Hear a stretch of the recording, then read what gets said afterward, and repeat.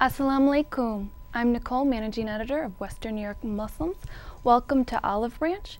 Today we have Faizan Haq, professor at UB and Buff State, as our guest host. Today is a very special event. Today we have the Prime Minister of Somalia, Abdulwali Muhammad Ali, and his wife, Sister Hudan Isse. Welcome. Thank you for joining us. Thank you for having me. Thank you for joining, Prime Minister. You are such a busy person, and it was so nice of you to spare some time. But it was important because we wanted the community of Western New York to know who you are and who your wife is, and at the same time that what can be done about Somalia, because a lot of people don't know what is happening in Somalia. But before we go there, I'll let Nicole ask you some questions about how this whole thing started, how you became Prime Minister of Somalia. Yep. So a lot of community members are probably wondering how someone, in Buffalo can go to Somalia and become Prime Minister. What circumstances happened and what decisions did you make to go? Sure.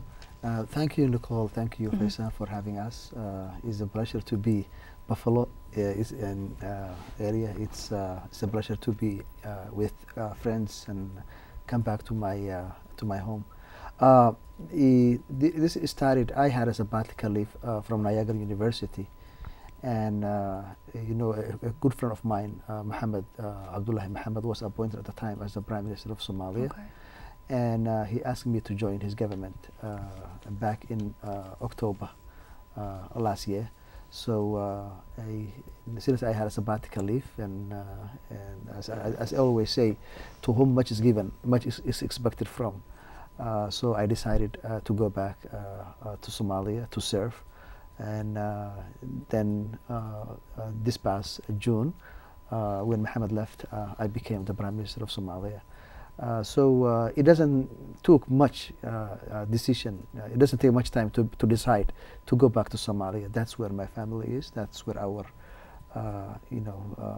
where I grew up, where my mother and my relatives and everybody is there. So so I have to contribute to where I came from. So I have to give it back, and it was an easy decision for me to do so.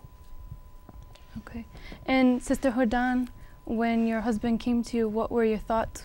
What were you thinking when you thought about your husband going over and helping rule and guide Somalia? Well, it was an opportunity to serve a country we love so much.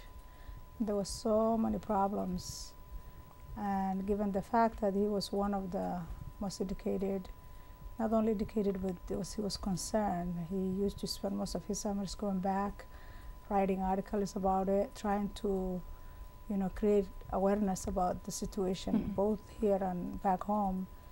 I guess it was just, to me, it was an opportunity that knocked the door. At least we're not just going to be sipping our teas here and enjoying our hamburgers, but just to see if there is a chance to make things better. So I thought that was a good thing to do, a noble thing to do. So before you assumed the role as Prime Minister, how long had it been since you've been in Somalia, or was that something since you've been living in Buffalo, you've been going back and forth often? I left Somalia back in 1986. Okay. And but I have been going back and forth since then. I went back the first time after a long time in. So truly keeping connected and aware of what's going on. Yes, and even I was consulting intermittently with agencies that were involved in Somalia, like United Nations Development Program, like the World Bank, like and even in 2005, 2006, I was one of the experts asked to write a program called RDP, Reconstruction and Development Plan, for the country, and I was the head of the macroeconomic cluster that have done this program for Somalia. So I was engaged and involved always with the issues in Somalia. Okay, so is it easier transition to Somalia then because of your strong involvement over the years through your economic development plan and so forth? Sure, I was not someone who was just, like any other Somali American who just stayed and have no connection with Somalia.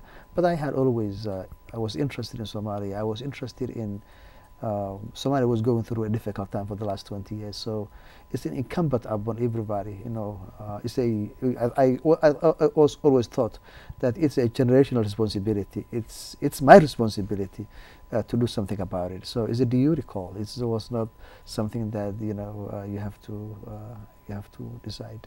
Difficult to decide. After assuming the position as Prime Minister, how do you think Somalians have received you? Have they been, understanding that you're from Buffalo and just coming back to Somalia to rule, or how has that been? Actually, it was really they welcomed me really, and I had probably the highest confidence vote ever. That's great. For a Prime Minister in Somalia. They received me very well. And before even I became Prime Minister, I was Deputy Prime Minister and Minister of Planning and International Cooperation. So they already knew me, the work I was doing in Somalia. So it was not difficult for the Parliament to approve me, to approve my cabinet. Both my cabinet and my appointment was approved at the highest. I got the highest approval rate ever from any Prime Minister. So it was a good opportunity for me to serve, and I got a good reception from Somalis all over. And Sister Hudan, do you tell us that when you visited Somalia as the First Lady of Somalia and as the wife of the Prime Minister, what were your feelings? What kind of reception you received, and what was happening in Somalia when you went there? Well, it's probably a blessing in disguise. On one hand, you have this title. It's not like a typical First Lady. It's a lot. It comes with a lot of responsibility. A country we love so dear and have been going through trauma. The children, women, elderly. I mean, all kinds of problems: poverty, lack of governance. So it's a huge burden on me. In fact, I had a lot of full responsibility, full-time job, being a mom, and now I have to think about this opportunity that I have, how I can improve and empower at least the youth and women and anything related to economics. So it's a lot of work, but it's a work that you get so much pleasure if you even accomplish like a small thing. So I think I welcome it, and I will do the best I can to see if I can change anything to make things better. Well, thank you so much for sharing that with us. We are going to put some information on the screen for our audience to know where Somalia is located, and also that so they can understand the next segment in which we will discuss what is happening in Somalia and what is going on. Thank you. Thank you.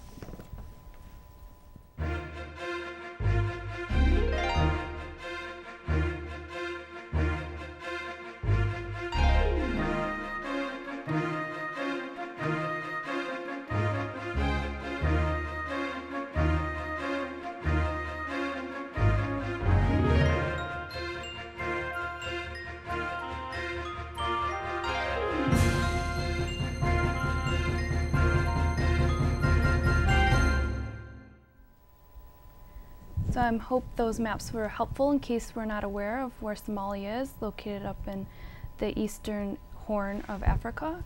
And so now we're going to get back to what's happening currently in Somalia, the crisis that we see so often in the news.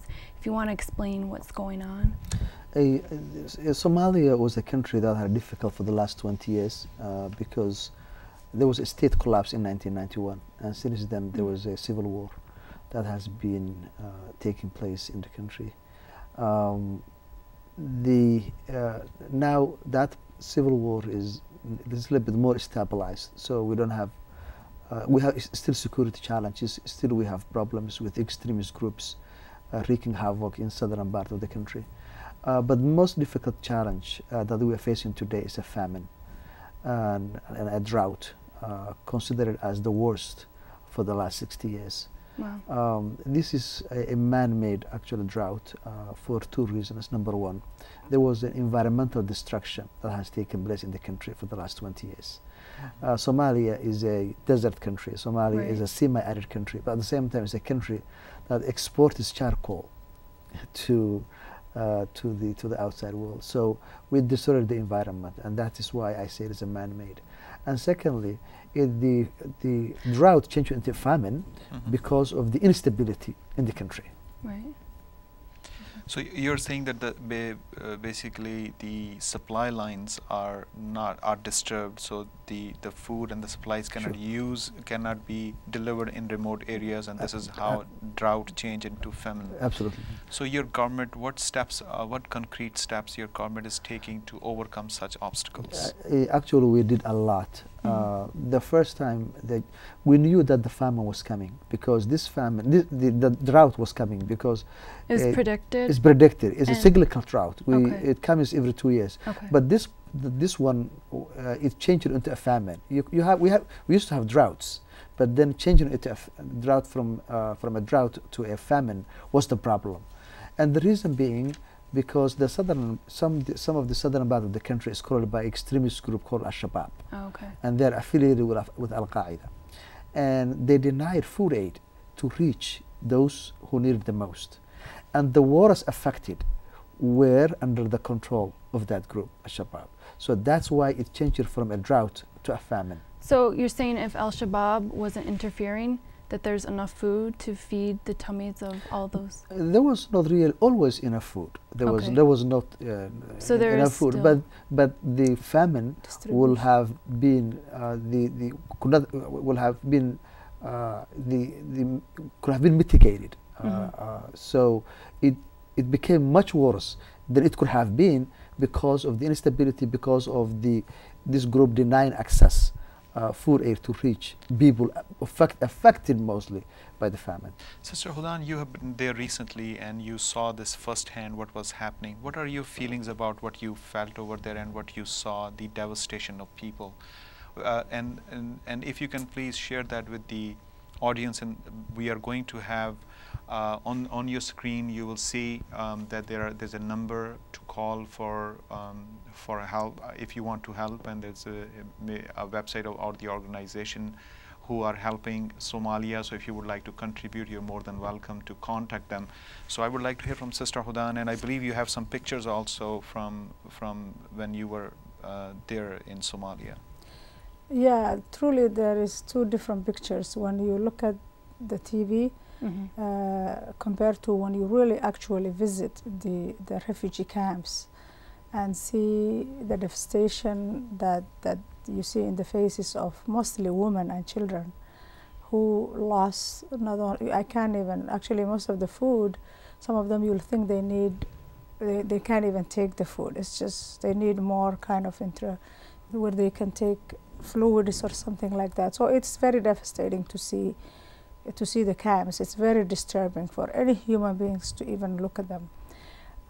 So to me it was truly humbling, but also I had to think about ways of helping. It's not going to be something that will be it's not going to resolve itself soon, because what we need to do is, even if you have 200 refugee camps, these are just short-term fixes. We have to find ways of creating livelihood of those people who've been displaced. Even if you give them food and oil and a little money, they need to go back to where they come from, and you can't just send them back. They have to have, or we can tend this community. So it was really devastating to see not only the short-term problems where you see a lot of starvation, sickness, some people, they might not even recover from it, but also the plight that you can see in the near future will remain unless some drastic measures, not only from Somali government, can you explain, but from the whole world community to help. Can you explain further some of the other issues that those in refugee camps face besides just the famine, the starvation? Well, to start with, you have the government, the transitional federal government, that does not have a lot of resources. As the name says, it's a transitional federal government, and it's really does not have all the institutions absolutely necessary to help these people. There is no welfare. You compare it to the US or even some of the developing countries, you can't even find any comparisons. So on the top of that, you have people who are refugee camps. They're given whatever they can give. Like they have little huts, and if it rains, they're all taken by that rain, and you have some, you know. So this is a massive, massive problem. And if we can look at the numbers, how many Somalians have this affected? How many are in the camps? Yeah, I can answer that question. The famine affected 4 million people, which is half of the population. That's very large. It's large. But those who are at the risk of starvation is around 750,000. And you asked me the question about what the government did. If you think about it, we have a very meager resource as a government, because it's not the government that taxes people or gets tax revenue. So our resources were very limited, but out of that very limited resources, we established camps for people displaced by the famine. These people, as Hodan said, they lost their livelihood, they lost all their livestock. For example, they were mostly pastoralists. So even if we take care of them in this short period of time, famine and drought can come and go, but they need alternative livelihood after the famine. So this will be a more challenging task to do. So if we come back to the question, half of the population are affected by the famine, but close to 1 million are at the risk of starvation.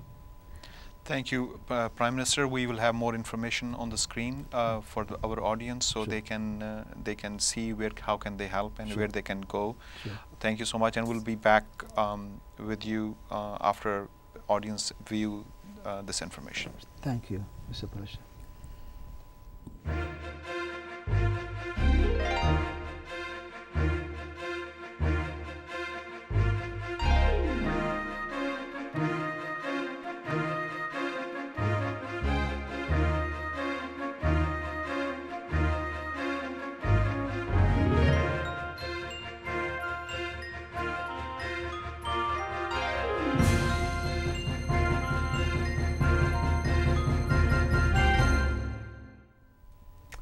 I'm sure that information was very helpful for you.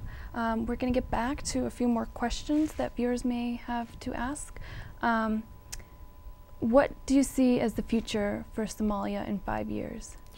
Really, I'm very hopeful about the future of Somalia because it's been too long. 20 years is long enough for people to suffer lawlessness and instability. So as they always say, I always say, Somalis are now sick and tired of being sick and tired of being in this situation. So I think Somalia now is at a crossroads, and they go into a new phase, a new direction.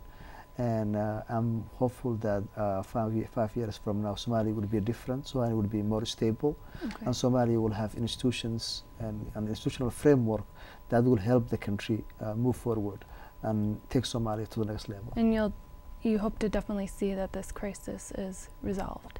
Absolutely, I'm very confident. And actually, we appeal as leaders, me and the President, we appeal to the international community to help. And the response was extremely positive. And especially, the U.S. government was the first one who really responded with a lot of food aid. And then a lot of Muslim countries, like, the Prime Minister of Turkey, visited Somalia with his family.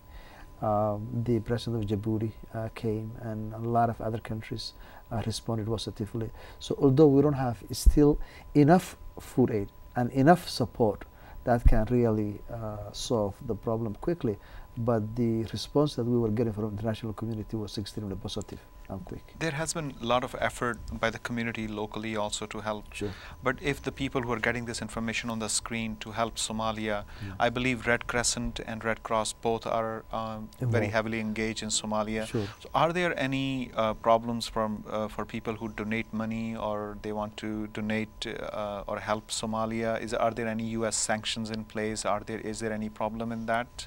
No, there's no real sanction. There was something called OFAC, and that sanction was imposed on food aid or money going to extremist groups like Al-Shabaab. So there was some concern about, for example, the money transfer systems were used by Al-Shabaab to channel funds from the diaspora.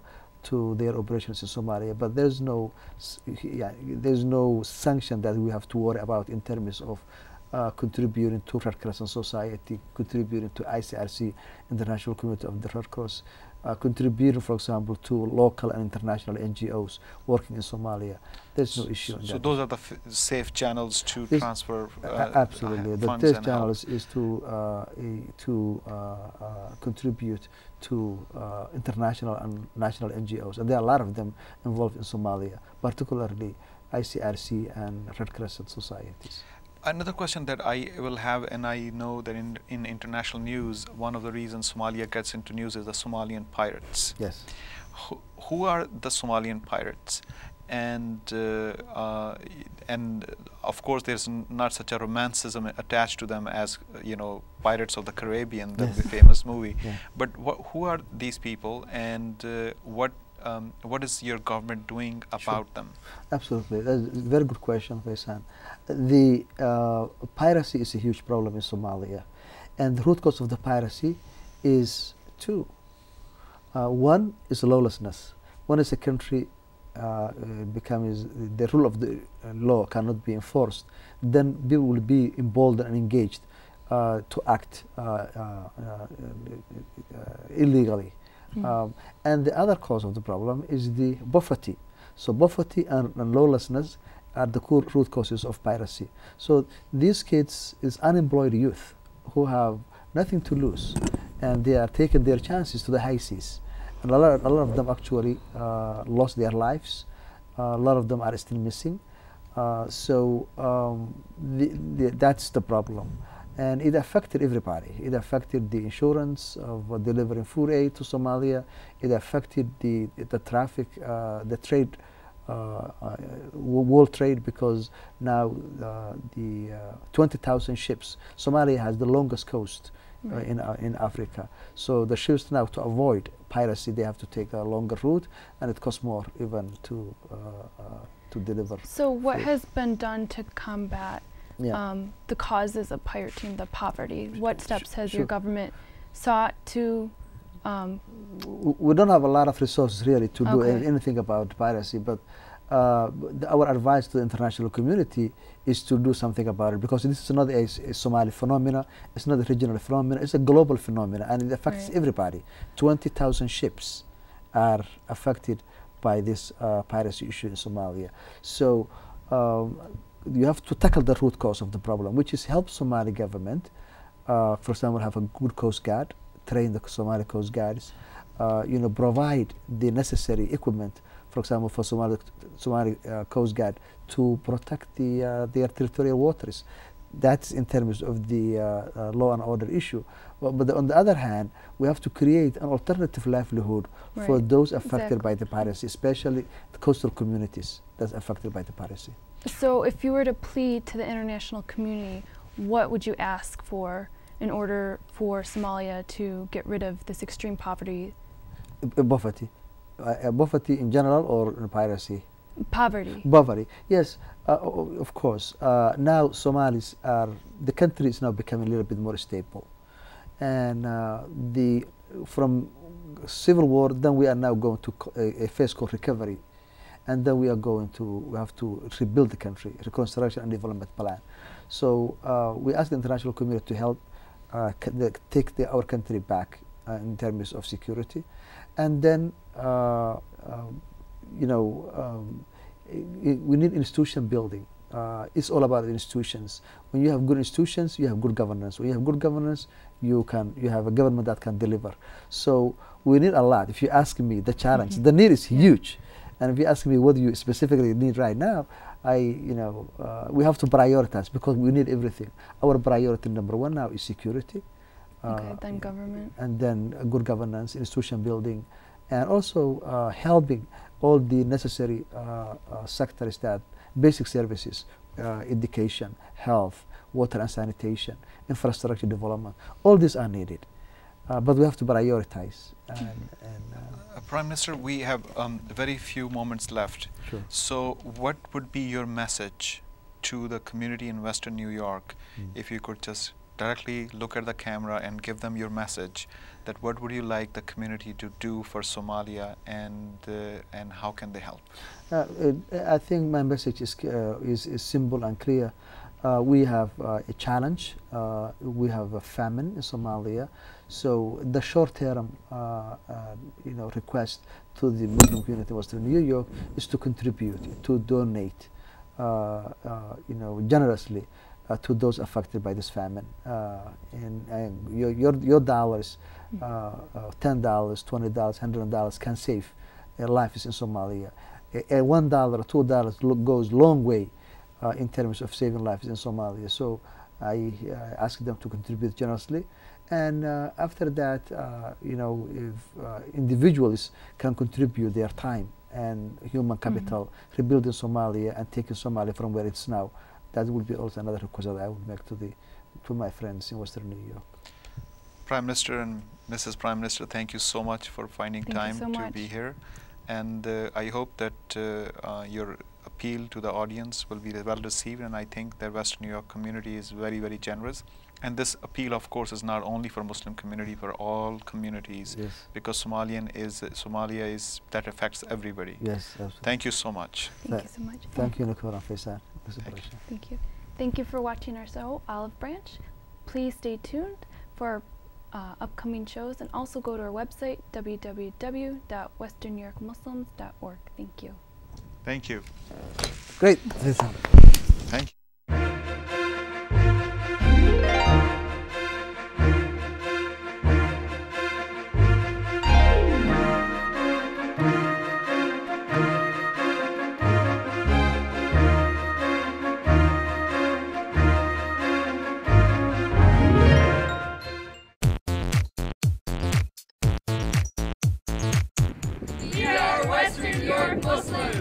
We use westernnewyorkmuslims.org to be connected. For reviews on the latest restaurants and movies. To use Western New York Muslims Classified to sell my old school books, DVDs, and old clothes. To have a place to expose those who are intolerant of Islam and to commend those who portray it correctly. To increase my deen or faith. To learn more about the Prophet Muhammad, peace and blessings be upon him. To find great information on Islamic scholarship funds. To have open dialogue with Muslims and non-Muslims in the community. For the prayer time. To ask an imam important questions about my faith. To learn about Islam. To be updated on births, deaths, and marriages in the community. To find great support groups that guide me as a new convert to Islam. To be informed about the latest upcoming events in the community. To find great local halal restaurants and food markets. For helpful information for new residents of Western New York. And to express yourself creatively with blogs, articles, pictures, any sort of multimedia you want. If you wish to become a user to get connected to the community, then please register at www.WNYmuslims.org. Connecting communities through diversity, awareness, and service. We hope this website is useful and encourages the community to stay together.